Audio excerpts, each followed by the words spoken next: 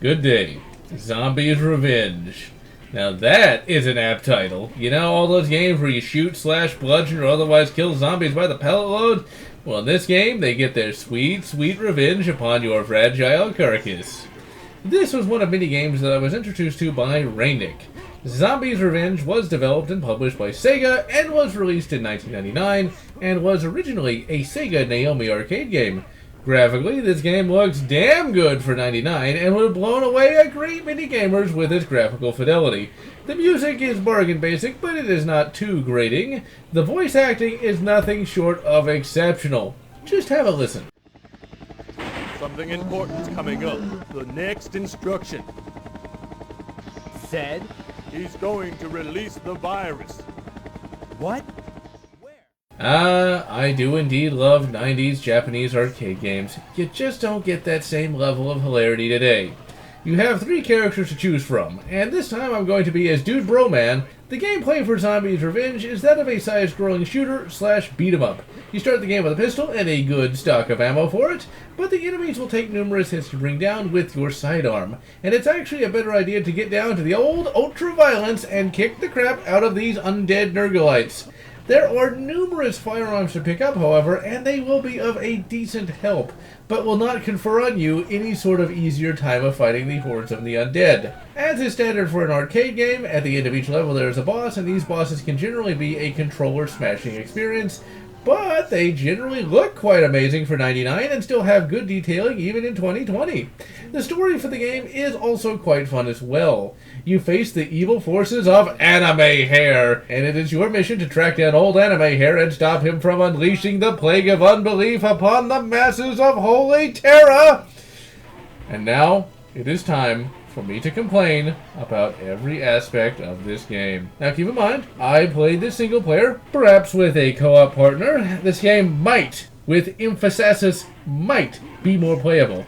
But single player, oh, this game was very disappointing! I really wanted to like it. It's kind of like a comedic Resident Evil kind of thing. It has some great late 90s graphics, you get some pretty cool guns, and you get to shoot the zombie and potentially not be afraid of anything. This game is not a ball breaker. Oh, no. This crushes your gaming balls into a fine powder. First and foremost, save states will not help you, and thus playing it sins against the holy F2 key. Hallowed be thy name. From screen 1, you are inundated with zombies, all of which do crap tons of damage.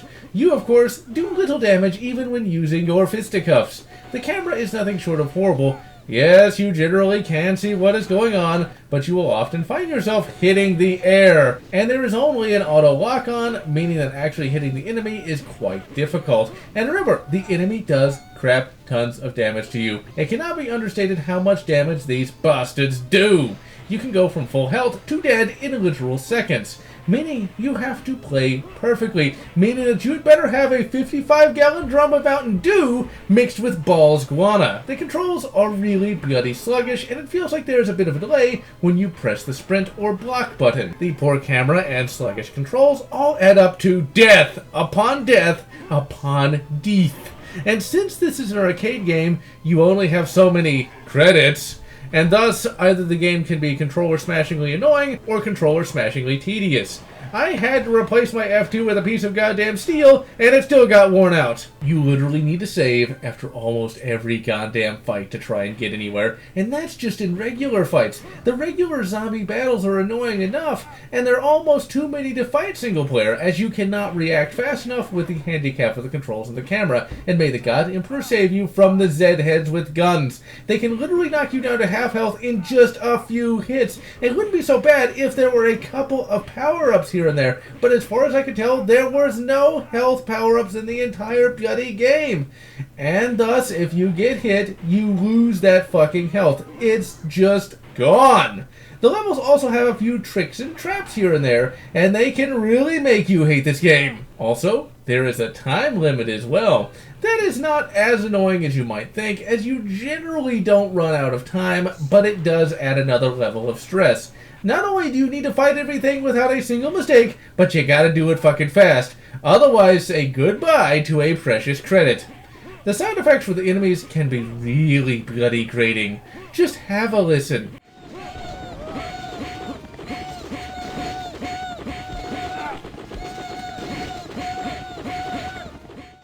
So yeah, even the train level isn't that good, as it has some really annoying flying enemies, and I actually had to stop playing for a while and come back after dying the millionth time. Oh dearie me, I will say that this boss here is actually pretty cool, looking like something out of a proto-Dead Space. He is still annoying to fight though, and you had better have mastered that block move, otherwise Death City is your destination. I really wanted to love this game. I really wanted to at least not hate this goddamn game. But in the end, I found myself getting more and more filled with rage that I just couldn't go on. So now that I have filled the fans of this game with the old rage-a-hole, let me reiterate that maybe the game is more fun 2 players. Eventually I will give this a try with 2 players, and if it's more fun, I may give it a co-op review. But for now, I have to say that unless you are a true gamer with Monster and Red Bull for blood, this game is not one I can recommend, as it will generally just make you go from 0 to pissed in one giddy level. With that in mind, if you are a gamer who likes bashing their head into a wall over and over again, you might give this game a try, as it does require some real skill to play, and there are indeed playthroughs on YouTube where speedrunners make it through in 30 minutes. I got over 1 hour of footage recorded, and I still hadn't made it to the ending. With the high difficulty of this game, it's easy to see why it stayed on the Dreamcast.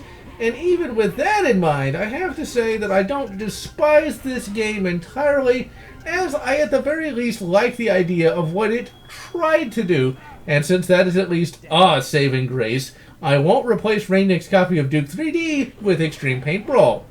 In the end, I am GeneralLotz, moving on to a much more playable Cannon Spike, and wishing you good, Ready to Rumble, and good Soul Calibur, or whatever makes you happy.